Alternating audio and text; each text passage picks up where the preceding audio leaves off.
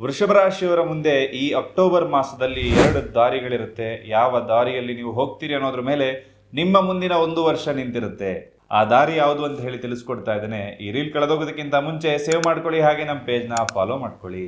ವೃಷಭ ರಾಶಿಯವರಿಗೆ ಅಕ್ಟೋಬರ್ ತಿಂಗಳಲ್ಲಿ ಹಣಕಾಸು ಬಂದರೂ ಕೂಡ ಖರ್ಚು ಕೂಡ ಅದೇ ರೀತಿ ಹೆಚ್ಚಾಗುವ ಸಾಧ್ಯತೆ ಇದೆ. ನೀವು ಮಾಡಿರುವಂತಹ ಇನ್ವೆಸ್ಟ್ಮೆಂಟ್ ಮೇಲೆ ಹೆಚ್ಚಿನ ಗಮನ ವಹಿಸಬೇಕಾಗುತ್ತೆ. ನಿಮ್ಮ ಹಠ ಸ್ವಭಾವದಿಂದಾಗಿ ರಿಲೇಶನ್ಶಿಪ್ ನಲ್ಲಿ ಸಮಸ್ಯೆಗಳು ಕೂಡ ಬರಬಹುದು. ಕುಟುಂಬದ ಹಿರಿಯರೊಂದಿಗೆ ಚರ್ಚೆಯಿಂದಾಗಿ ವಿವಾದಕ್ಕೆ ಕೂಡ ಕಾರಣ ಆಗಬಹುದು. ಆರೋಗ್ಯದ ವಿಚಾರದಲ್ಲಿ ಗಂಟಲು ಅಥವಾ ಅಜೀರ್ಣಕ್ಕೆ ಸಂಬಂಧಪಟ್ಟಂತಹ ಸಮಸ್ಯೆಗಳು ಬರಬಹುದು. ನಿಯಮಿತ ವ್ಯಾಯಾಮ ಹಾಗೂ ತಾಜಾ ಆಹಾರವನ್ನ ತೆಗೆದುಕೊಳ್ಳಿ. ವಿದ್ಯಾರ್ಥಿಗಳಿಗೆ ಏಕಾಗ್ರತೆ ಅನ್ನೋದು ಹೆಚ್ಚಿರಬೇಕಾಗುತ್ತೆ. ಕೆಲಸದಲ್ಲಿ ಒತ್ತಡ ಇದ್ರೂ ಫಲಿತಾಂಶ ಉನ್ನತವಾದದ್ದೇ ಸಿಗುತ್ತೆ. ಈ ಮಾಸದಲ್ಲಿ ನಿಮ್ಮ ಮುಂದೆ ಇರತಕ್ಕಂತಹ 2 ದಾರಿಗಳು ಯಾವುದು ಅಂದ್ರೆ, ಒಂದು ಧೈರ್ಯದಿಂದ ಮುನ್ನುಗ್ಗುವಂಥದ್ದು, ಇನ್ನೊಂದು ಅಲಕ್ಷಿಸುವಂಥದ್ದು. ಧೈರ್ಯದಿಂದ ಮುನ್ನುಗ್ಗಿದ್ರೆ ಸಿರಿ ಸಂಪತ್ತು ಲಾಭ ಆಗುತ್ತೆ.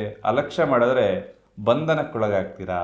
ಓಂ ಶುಂ ಶುಕ್ರಾಯ ನಮಃ ಅಂತಕ್ಕಂಥ ಮಂತ್ರವನ್ನ ಪ್ರತಿನಿತ್ಯ ಹೇಳ್ಕೊಳ್ಳಿ, ಶುಭವಾಗುತ್ತೆ.